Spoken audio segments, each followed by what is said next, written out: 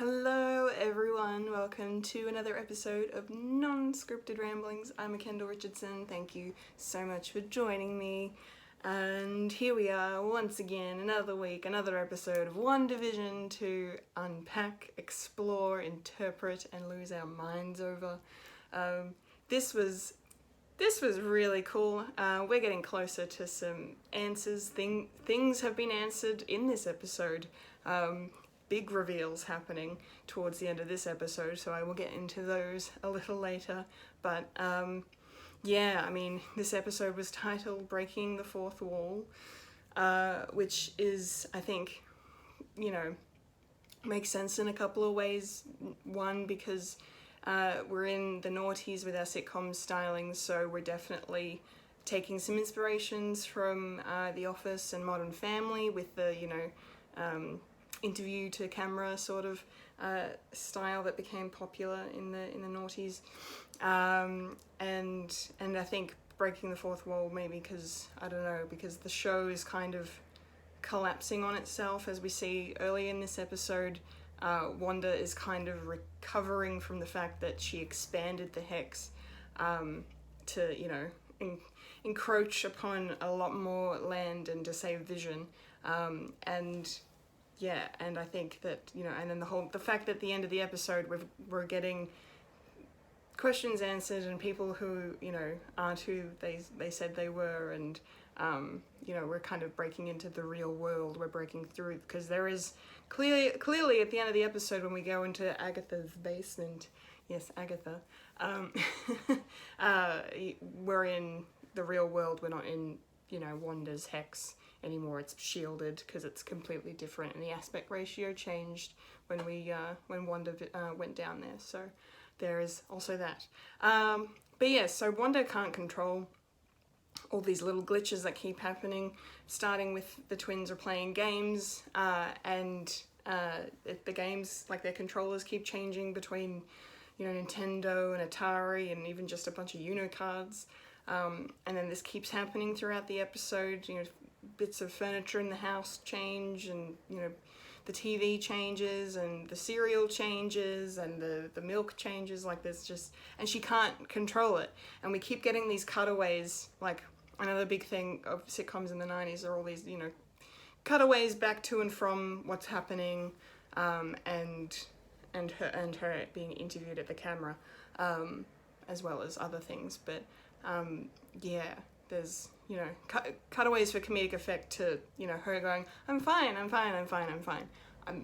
like repeatedly trying to convince herself more than us that she's okay. And then the last kind of cutaway where she's just like, I don't know what that's about, I don't know what's happening, I don't know why I can't stop it. And it's supposed to be a comedic thing, it's a comedic trope in a sitcom, but here it's just really kind of tragic, in a way, because Wanda's, realizing that she's gone too far by pushing the hex further, because she doesn't have complete control anymore. And this whole episode kind of, again gives us a bit more depth into her mental state. She's clearly just not mentally, sound. She's still, this whole time, obviously, she's going through grief. She's, probably suffering some sort of PTSD as well, and depression, and she even says to her sons that everything is meaningless, and she has none of the answers. She has no idea what she's doing, basically, and that's not. And she even says, like, I'm your mother. You're my kids. You look to me for the answers, and I don't have them. And she's just completely transparent with them, and they're just very put off and concerned about their mum, and that was really sweet when they were talking to Agnes and asking, is she going to be all right, and I'm really, we're really worried about her and all that stuff. But yeah, and then the big thing too to take away from the opening credits is the fact that it's just all Wanda.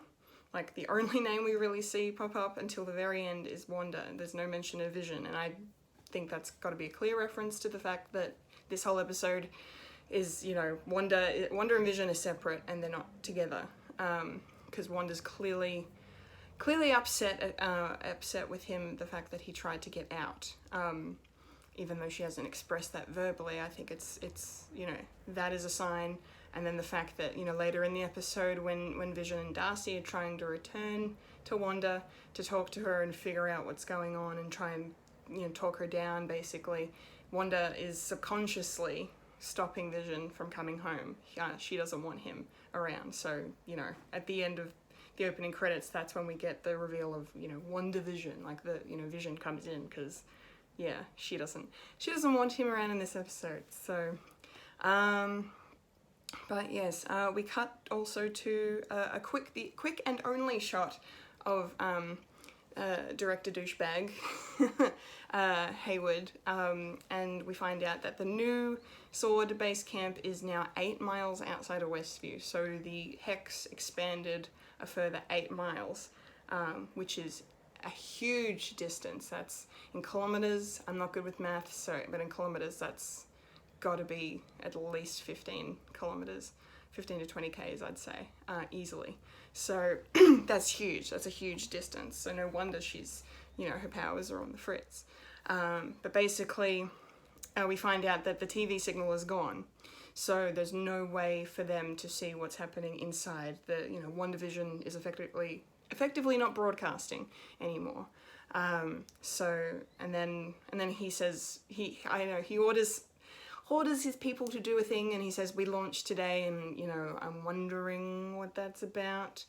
Part of me thinks it's to do with this Project Cataract that was revealed last week, but that clearly pertains to Vision, because as we see when Jimmy and Monica are on the way to meet up with Monica's army friends, you know, he gets the information from Darcy before she got sucked into the hex, absorbed into the hex, that you know, they know what Project Cataract is to a degree, and the fact that you know, Monica even says Hayward wants his sentient weapon back, and I mean, that's something we've kind of been speculating for a while, and it, you know, I mean, it was pretty much confirmed last week when we found out that Hayward was tracking Vision specifically, but yeah, and then they say, like, we've got to tell Wanda what Hayward's up to, and the fact that he was legit studying Vision to weaponize him. Like, we know that, like, we were guessing it, theorizing it, and now we've absolutely got confirmation of that fact.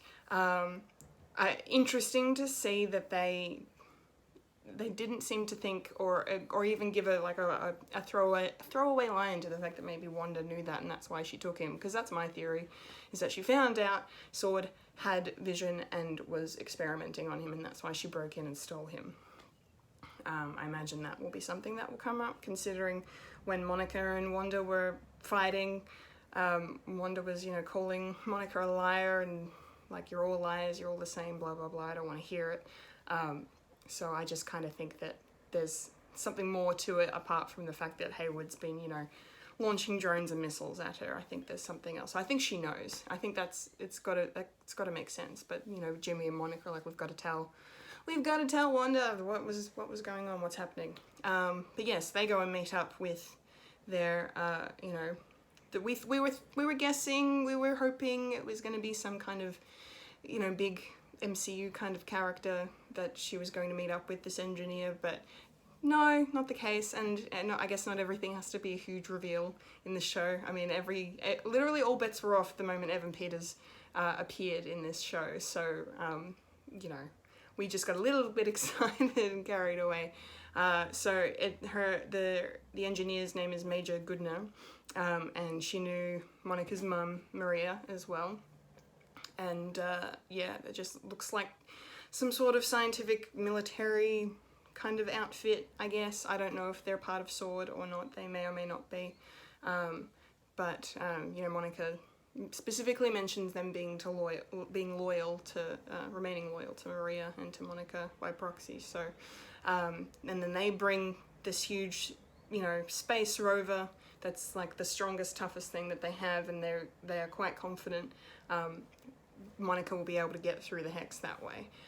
And I wondered what was going to happen. I wasn't totally surprised to see it not be able to get through, just because I feel like that would be too convenient, and B, logistically, once she gets through, how is she supposed to extract Darcy, for example, or you know, and get to Wanda without having to get out? Because if she gets out, isn't she then transformed by the hex into something? But then we learn that clearly that's not the case soon after. And plus, you know, they, on the back of the rover, there's all of these, you know, packs of, you know, equipment and gear and stuff that she'll need when she's in. I'm like, but that's not encapsulated by the material that the rover's made out of, so how is that not going to transform, considering that's never been inside the hex? So I don't know, I thought it was a bit, I didn't think it was going to work, so I wasn't surprised to see that it didn't work. But that was an intense kind of moment, like, and we were all really excited and you know, hoping that it would work and that she would be able to get in that way. And the one little thing, I don't know if anyone noticed, I wanted to point out, is the fact that when Monica gets out of the rover, as it's struggling and the hex is absorbing it, she pushes the hatch off, like, powerfully with a thud. And it was such a quick moment that when I rewatched it, I almost forgot about it. I was like, oh wait, I need to rewind and watch that part again. Because I think she's already got powers, but they're just kind of dormant. And then when she actually walks through the hex, that's when they activate properly. Because I really love Monica. She's so wonderful and she's such a great hero. And the fact that she's just persevering completely and doesn't care about herself, whether or not that's to do with the fact that, you know, she's lost her mum and she doesn't really, you know, have anyone to live for, I guess. I don't know. I mean, she didn't know if she was going to die or not. She was just like, I've got to do something. Like, she's very selfless. So I really, you know, she's embodying that kind of typical Marvel superhero. So I was really glad to see her finally become a superhero, essentially, in one of the best scenes, probably my favorite scene of the episode, to be honest, was when she was walking through the hex. And just, not just visually, but, you know, emotionally, it was very powerful. You know, just the way, I just loved visually how it was, you know, splitting her and showing the different versions of Monica, you know, like the previous ones we saw in WandaVision in the first couple episodes, where she was appearing. And then, yeah, just, I don't know, it just looked so cool. And then the way the static is coloured and it was all moving around, and the sound was just echoing, and you could barely hear any of the words being spoken at first by the voices she was hearing. I mean, she was hearing her mum. I'm pretty sure I heard Nick Fury in there as well. And of course, obviously, again, at the end, there was Carol Danvers talking about how Maria got the tough, like when they were handing out kids, she got the toughest one.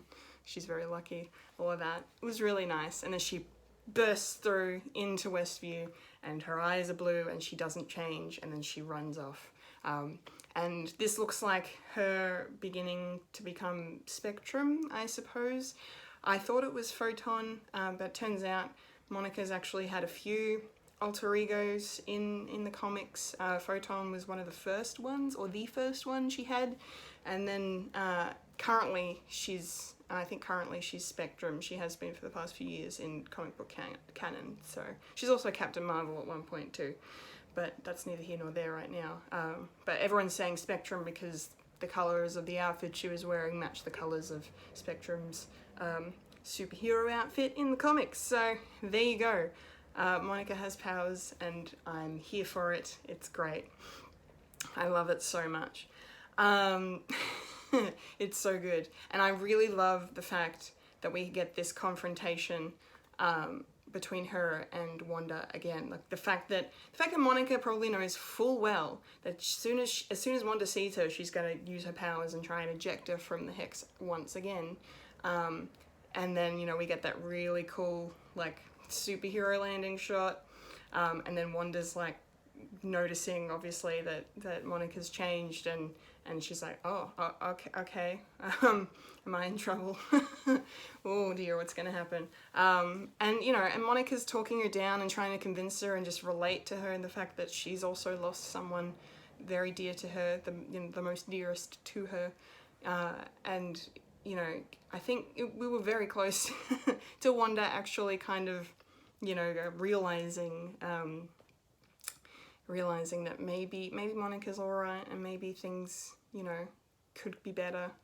I don't know. We were close to a breakthrough, and then Agnes steps in and takes Wanda away into her house next door. So, but yeah, really cool confrontations happening. Let's go back for a second just to, there's a scene where Billy and Tommy are in Agnes's house because Agnes comes in and Wanda's clearly not having a good day, so she volunteers to take the twins off her hands, and you don't really think anything of it at first. And then the moment where it changed for me during this episode is when Billy Billy says that he likes hanging out with Agnes in Agnes's house, and you know, it's basically because there was a kind of a throwaway line at the start of the episode where Billy says that it's loud in here, you know, I'm hearing all these voices and all this, to his mum, and she brushes it off because she's not interested. She's just like, I need to take care of me today because I am struggling. So, but then, yeah, and then Billy says to Agnes, you know, I like it, it's quiet, you're quiet, Agnes, on the inside.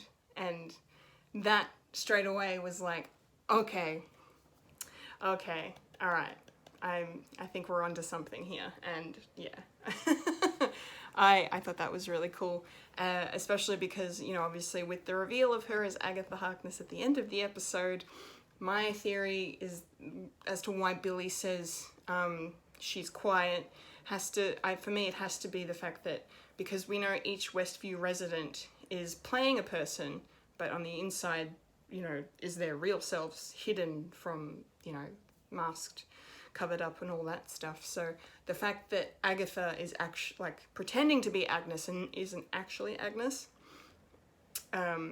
means that there's no one inside her trapped that needs to escape and get out. So yeah, so that's why I think that she was quiet, because there's no one trapped inside of her. And that's what Billy was referring to, I think. Or, you know, there's the alternative theory of the fact that Agatha Harkness is extremely powerful and can prevent people from reading her thoughts. So there's also that. Speaking of escaping, before I get into the big Agatha stuff, I kind of really like the fact that I was wrong about the whole two broke girls thing last week. I mean, yeah, that would have been a cool little nod, little Easter egg thing going on, but, you know, I didn't think it was really going to happen. I just thought that would be a really cool opportunity for them to take advantage of, but it's okay that they didn't. I'm not upset about it, because, you know, Wanda turned the entire S.w.o.r.D camp that didn't escape in time into a circus, and Darcy is dressed up in this really cool circus-like outfit, and she's introduced as an escape artist, and I was just like, okay, well, that's very on the nose. She needs to escape from Westview. She's trapped there. So I don't know.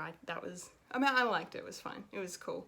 And then the initial banter between her and Vision was very good until Vision woke her up, and then it was still really good the whole time. They made a really good pair this episode. I really liked them together, and the fact that Darcy got to actually tell Vision, you know, like what's happening outside and all of that, and then basically just tell him about the important events in his life and what happened, why he died, and the fact that Wanda had to watch him die twice technically, because she killed him the first time, then Thanos brought him back and then killed him again in front of her, and how awful that would have been. And then, you know, he learned about his creation. You know, he name dropped Jarvis and Ultron. That was really cool. So Vision has no idea, and I love the part where he's like, this feels like someone else's life. It doesn't feel like you know, it doesn't feel like it belongs to me, like it's my own or anything. And yeah, that was really, really, really good stuff between Vision and Darcy. The one thing that annoyed me though about it was, you know, the fact that, you know, when Vision figures out that Wanda is trying to stop them from getting to her, using all, you know, these roadworks and kids crossing the road and all that stuff, I'm just like, Vision, you can fly. Why are you not picking up Darcy and flying across Westview to get to Wanda? Like, why are we, yeah, I don't know.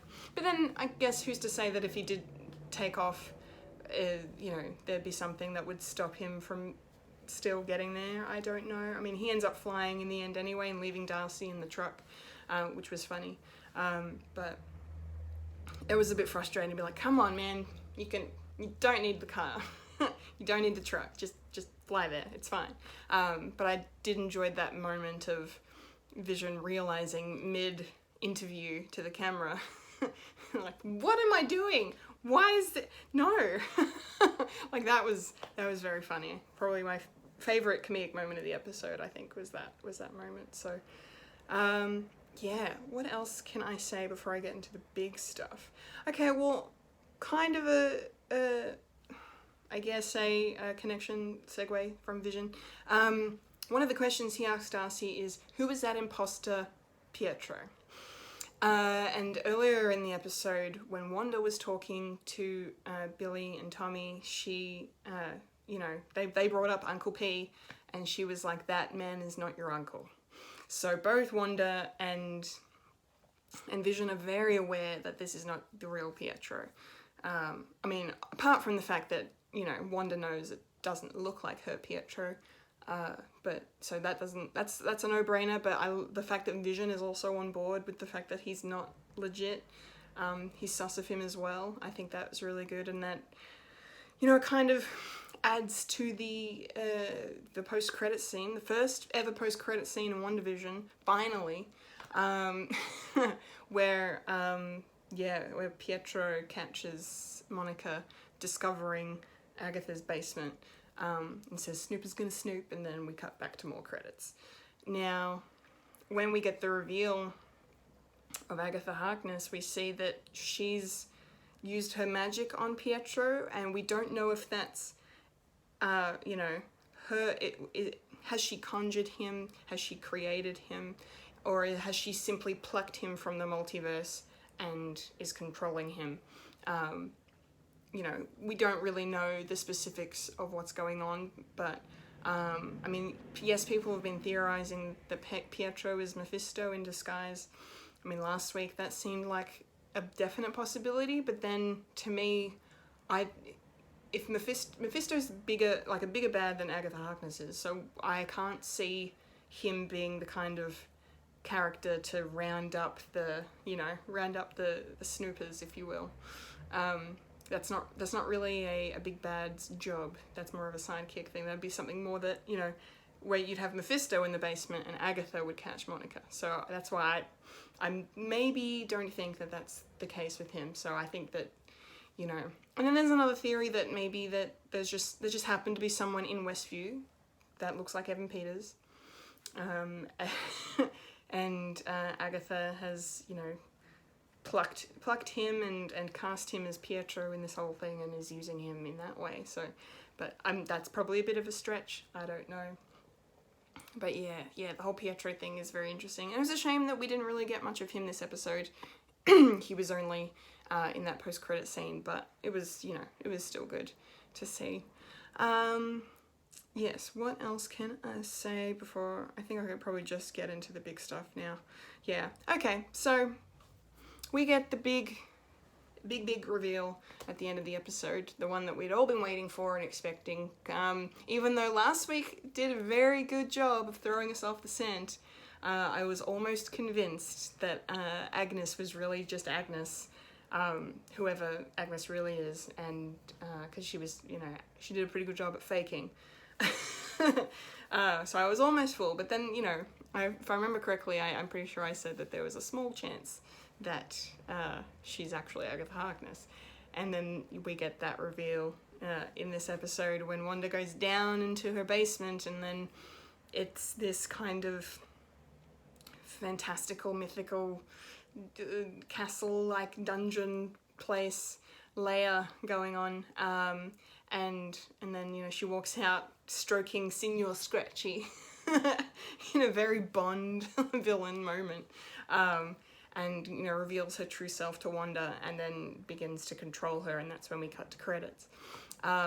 So that was freaking awesome. And the fact that we get the whole "It Was Agatha All Along" theme song, like, mwah, that was just gold. I loved it. I thought it was so good. The fact that we get these glimpses of the real Agatha throughout every episode, and all the little things that she's been up to and working her magic on, but then she goes, "And I killed Sparky too," and I was like, "Aww, I don't like you. Run, Signor Scratchy, run. You're in danger." I mean, what if Signor Scratchy is Mephisto? Like, that would be... I cackle because it might be true. Who knows? Anyway, the other really important part about that reel of hers is the fact that we focus on this orange glowing book for a few seconds. Now, I had to look up what this book could be because I had no idea. There are two leading theories online. One is that it's the Darkhold, which we have seen before in the MCU. It was in Agents of S.W.o.r.d. Played a big part of the Ghost Rider storyline in, I think, season 4 of Agents of S.W.o.r.d. So people are thinking it might be that. However, I'm more inclined to believe that it's actually the Necronomicon, which is a very, very, very powerful book of dark magic and badness in the MCU. Well, now in the MCU, hopefully. But no, in the Marvel Comics. And it has crossed paths with not only Agatha Harkness, but with Doctor Strange and Scarlet Witch before. So, yes. This is where we start to get... It's this, and then the one final thing I'm going to end on is where we start to get our Doctor Strange connections. The big cool thing, though, I like, if this actually is the Necronomicon, is the fact that they've said, not only have they said that Doctor Strange and the Multiverse of Madness is going to be more of a horror kind of Marvel film, which is why, you know, I mean, they hired Scott Derrickson in the first place to do Doctor Strange the first, and he did that and nailed it, and then, because he's known for being a horror film director, and then he was going to do this one, but then he ended up walking away. But guess who they got to replace him? The one and only Sam Raimi, and now, you know, I think it's becoming very clear, and I'm very excited about it. I mean, a lot of people were like, "Oh my god, Sam Raimi, he, you know, gave us the Spider-Man trilogy." You know, a couple of those films out of the 3 are amazing, not all of them.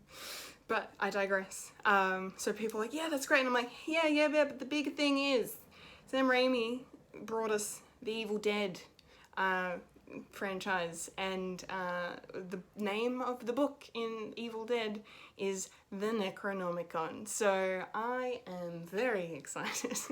It's not going to be the same exact book, but the fact that it's the same name, I'm like, that's got to be what it is. And the fact that Sam Raimi, I'm like, he's going to put Bruce Campbell in Doctor Strange 2 in some form, and I'm here for it, to be honest. Bring it. It's going to be great. I can't wait. I'm so excited.